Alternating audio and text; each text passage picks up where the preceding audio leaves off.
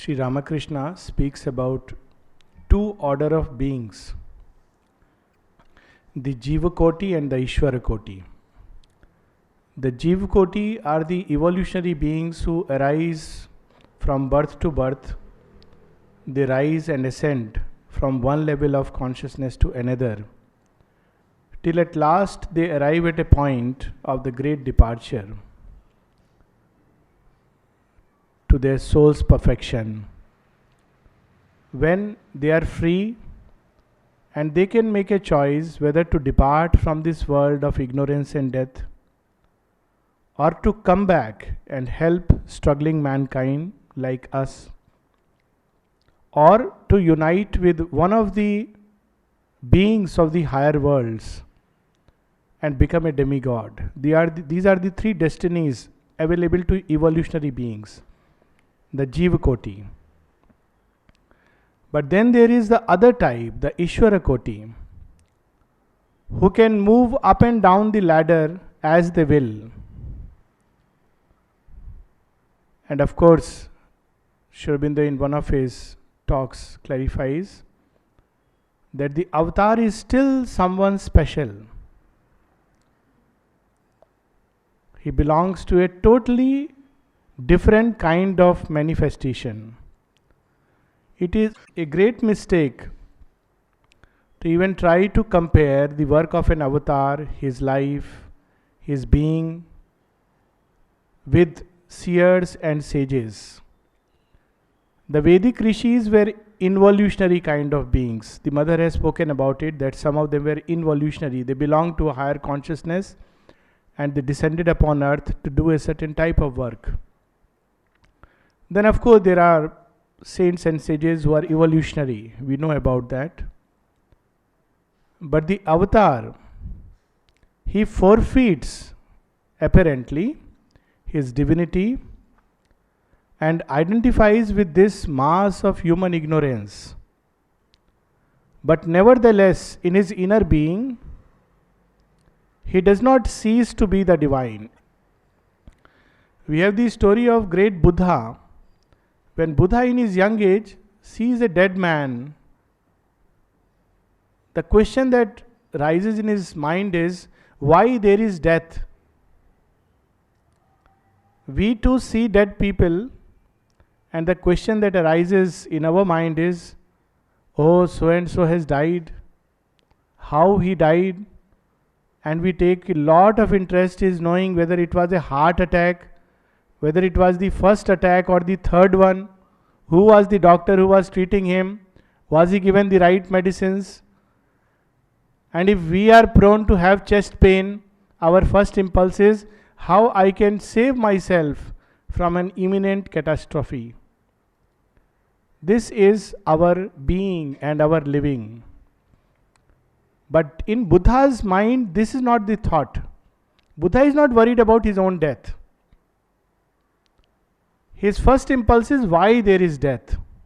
In a world which otherwise is beautiful, he has had a wonderful life so far, and he questions why there is death.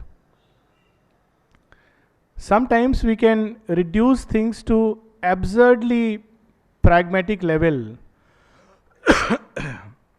and take the deeper meaning out of them. One can always say that it's very strange why people think of Rama as God. After all, who is he? His wife was kidnapped by an Rakshasa. He naturally wanted to retrieve her back, and he went with an army of monkeys, marched against someone who had taken away his wife and brought her back. What is so special about it? One could say the same about Savitri, that it's a story about a lady who struggles to bring back her own husband to life. But Sri Aurobindo cautions us right at the very beginning that do not make it oversimplistic and judge by appearances. The impulse that moves an avatar, which Savitri is an incarnation of the Divine Mother, is very, very different from the impulse that moves ordinary humanity.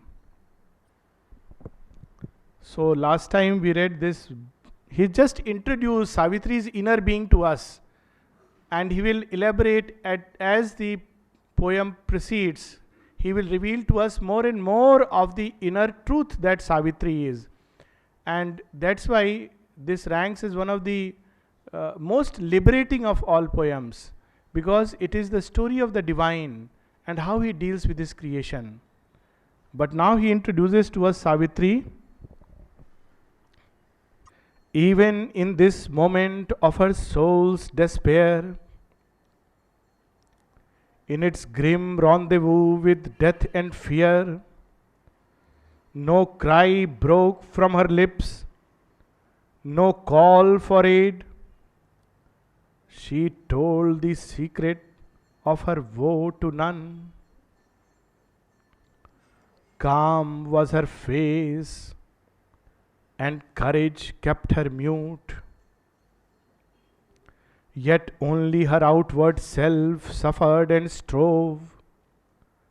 Even her humanity was half divine. 2-3 things he has brought out of the being of Savitri: calm, courage, fearlessness, and then something which is even more marvelous, her spirit open to the spirit in all. Her nature felt all nature as its own. We can't conceive of this state. What was the inner life of mother? When she is in Algeria, we are told she was learning occultism and all that. She mentions casually that 1 year she was working on the inner worlds every night to create a passage for souls, because in the vital world there is a very dangerous passage, and those who have even a little faith, they could go through that passage without any danger. Every night she was doing that work. For whose sake? She didn't need to do it for herself. We can't imagine the kind of inner life where all creatures, all natures are her own self. I think in one of the mills this story took place, in the sugar mill, where she saw the sugar canes being crushed. It's a common sight we see so many times and enjoy the nice juice which comes out. But she saw that how suddenly, when the sugar cane was being crushed, its vitality was thrown out into the atmosphere and creating confusion. What kind of inner life is it that all nature she was literally carrying in herself? Her spirit open to the spirit in all. Her nature felt all nature as its own. Apart, living within, all lives she bore. Aloof, she carried in herself the world. Her dread was one with the great cosmic dread. Her strength was founded on the cosmic mights. As one grows in consciousness, along with the delight, there comes the difficulty also, which is greater and greater. So she has to face the cosmic dread, and she carries in herself the embodiment of universal strength.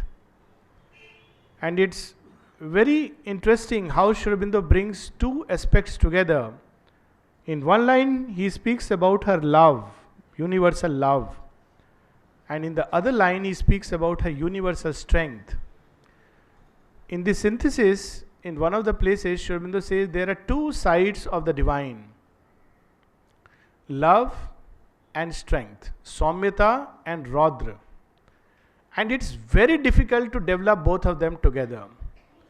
If one develops along the line of Saumya Bhav, when love develops, there is a tendency for strength to wane. It increases by suppressing the Raudra Bhav, because it seems to cancel each other. And if the strength develops, it's by relegating love into the background. And here is a being who has universal love and universal strength together, harmonized in herself. It may sound just a very simple thing if we casually read it, but it's something tremendous that Savitri has brought with her. Her strength was founded on the cosmic mights. The universal mother's love was hers. Against the evil at life's afflicted roots, her own calamity its private sign. Of her pangs she made a mystic, poignant sword. Evil at life's afflicted roots. In what we can say an autobiographical poem, A God's Labor, Sri Aurobindo speaks about this evil at life's roots. A voice cried, "Go where none has gone. Dig deeper, deeper yet, till thou reach the grim foundation stone, and knock at the keyless gate." I saw that a falsehood was planted deep at the very root of things, where the grey sphinx guards God's riddle sleep, and the dragon's outspread wings on a desperate stair my feet have trod. I have heard the black mass bell and seen whence earth's agonies part and the inner reason of hell. This is the problem that the divine undertakes on himself. One may wonder, Sri Aurobindo had already experienced nirvana. 1907, 2007 will be a centenary of nirvana, and it is like a very small thing, and there is no talk about it. Another year he had already experienced the divine vision everywhere. All that he needed after that was to go around and talk about this gospel everywhere. After all, gurus with much lesser achievement are so much welcomed and invited, and TV channels open their doors. And if he would have gone to America, he would have been an instant hit. But what does he do? Not only he comes to Pondicherry, that time an obscure sleepy town, but shuts himself into a different kind of tapasya. And one would ask him, what more is there that you want to understand, know, realize? Already what you have realized is the peak that Gita speaks of. Vasudevam sarvamiti samahatma cha durlabha. It's rarest of the rare, who not only achieves perfection, but sees Vasudeva everywhere. Sir, what more do you want? And he will say, I am not bothered about my realization of Vasudeva. I am worried about the earth, evil at life's afflicted roots. What is that evil? Why good things turn into bad? Why great lights come, great beings come, great truths are given to men, and as we read the previous day, their sun thoughts fading, darkened with ignorant minds. The cross in payment for the crown they gave. Why this happens every time? So he goes into the roots of that darkness. What is there at the bottom of it all? And there he discovers, I saw that a falsehood was planted deep at the very root of things. That must be removed, that must be purified, that must be corrected, that must be transformed. Till we do that, any amount of lecturing has no meaning at all, because man will not change as long as that evil is afflicting life's roots. That is the work of Savitri. Later on, he will elaborate all these things, but in Canto 1, in terse lines, he brings out profound truths. The whole poem is there in the very Canto 1, the basic essence of the poem.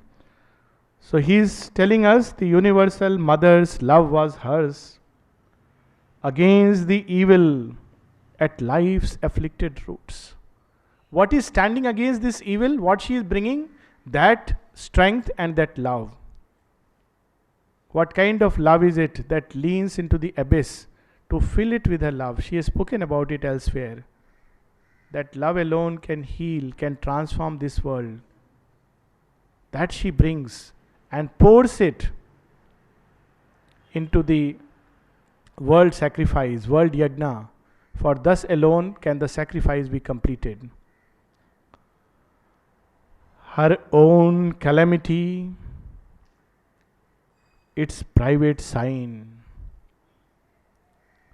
As we shall see later, it's not about her own husband who is going to die. It's not that issue at all. She had a choice to make. She has made a choice that I will be with him. She knows that love is immortal.